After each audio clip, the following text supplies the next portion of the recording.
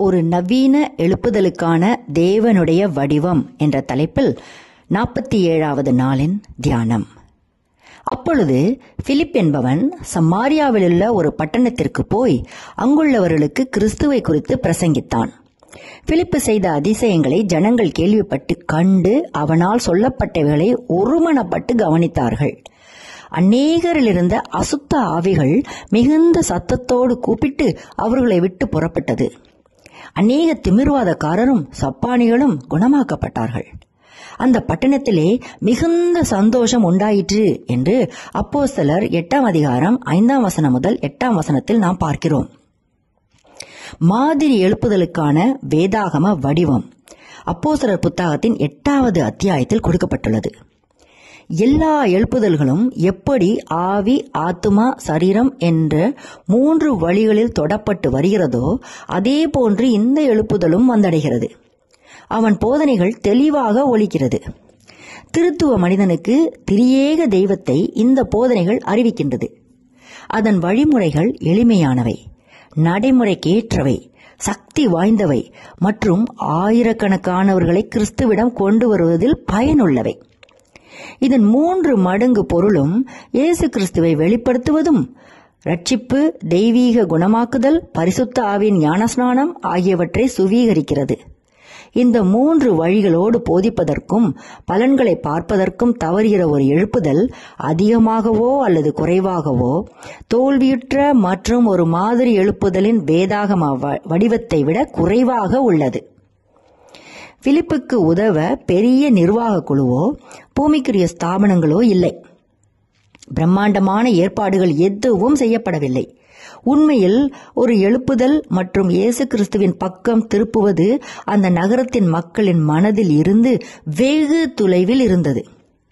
இருப்பினும் ஒரு மனிதனின் தர்க்க ரீதியான ஆவியால் நிரப்பப்பட்ட கிறிஸ்துவை உயர்த்தும் பிரசங்கம், வார்த்தைக்கு வலு சேர்த்த பரிசுத்த ஆவியின் வெளிப்பாடு மற்றும் வல்லமை அந்த பட்டணத்தை தலைகீழாக மாற்றும் அளவுக்கு ஆத்துமாவை ஒழுக்கும் எழுப்புதலை கொண்டு வந்தது. சந்தேகம், மூட நம்பிக்கை, பாவம் ஆகிய கோட்டைகள் தூள் தூளாக இடிந்து விழும்படி செய்தது மற்றும் ஆயிரக்கணக்கான மக்களை தேவ ராஜ்யத்திற்குள் கொண்டு சென்றது. பிலிப்பு பயன்படுத்திய முறைகளில் மர்மமான, மறைக்கப்பட்ட அல்லது ஆவிக்குரிய புரிதலுக்கு அப்பாற்பட்ட எதுவும் இல்லை. அவர் தேவன் கொடுத்த வார்த்தையின் மாதிரியை கொண்டிருந்தார். அவர் அதை அந்த நகரத்தின் முழு துணியின் மீதும் வைத்தார். மேலும் பரிசுத்த ஆவியின் கத்திரிக்கோளால் அதை வடிவமாக வெட்டினார்.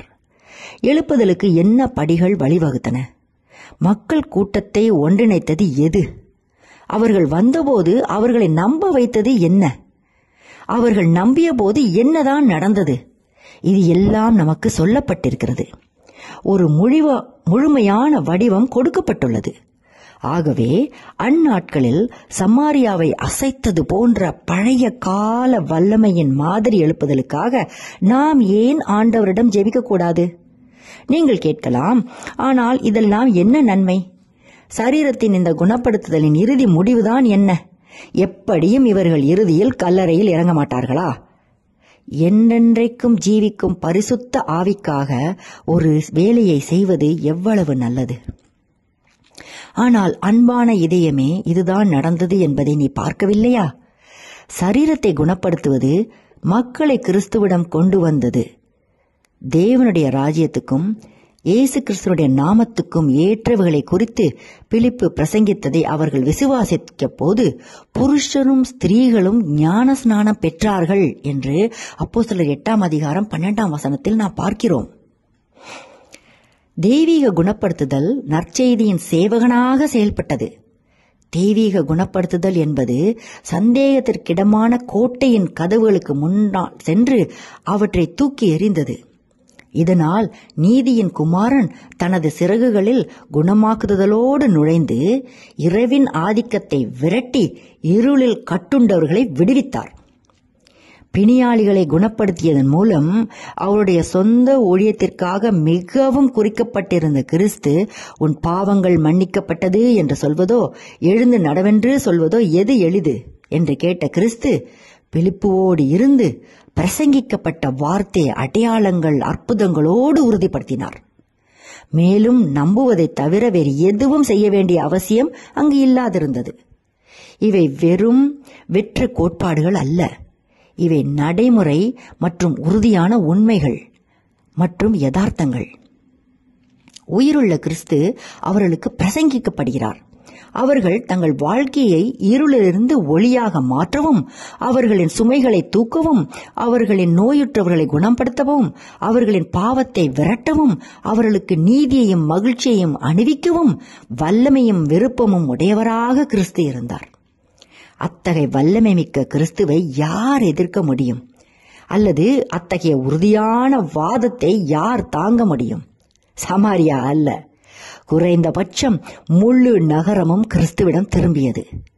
இன்று நாம் இயேசுவின் விலையேறப்பட்ட பாவ நிவிர்த்தி செய்யும் இரத்தத்தால் நம் இருதயங்களை சுத்திகரித்துக் கொண்டு நமக்குள் விசுவாசம் வைத்து பெந்தேகோஸ்தே நாளில் பிலிப்பு பெற்றதை போன்ற பரிசுத்த ஆவியின் வல்லமையின் ஞானஸ்நானத்தால் இன்னும் ஆண்டவருடைய வார்த்தையை பிரசங்கிக்க முடியும்.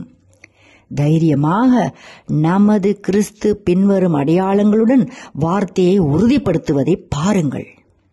இதனால் திரளான மக்களை அவரது காலடியில் கொண்டு வந்தார். இந்த வல்லமை பற்றி நாம் பிரசங்கிப்பது மட்டுமல்ல, அப்போஸ்தலர் 8:7 பிலிப்பு செய்ததைப் போலவும், அப்போஸ்தலர் 5:14 பேதுரு செய்தது போலவும், அப்போஸ்தலர் 28:8 பவுல் செய்தது போலவும் அதை நம் மத்தியில் நிரூபித்து காட்டுவதையும் பார்க்க வேண்டும்.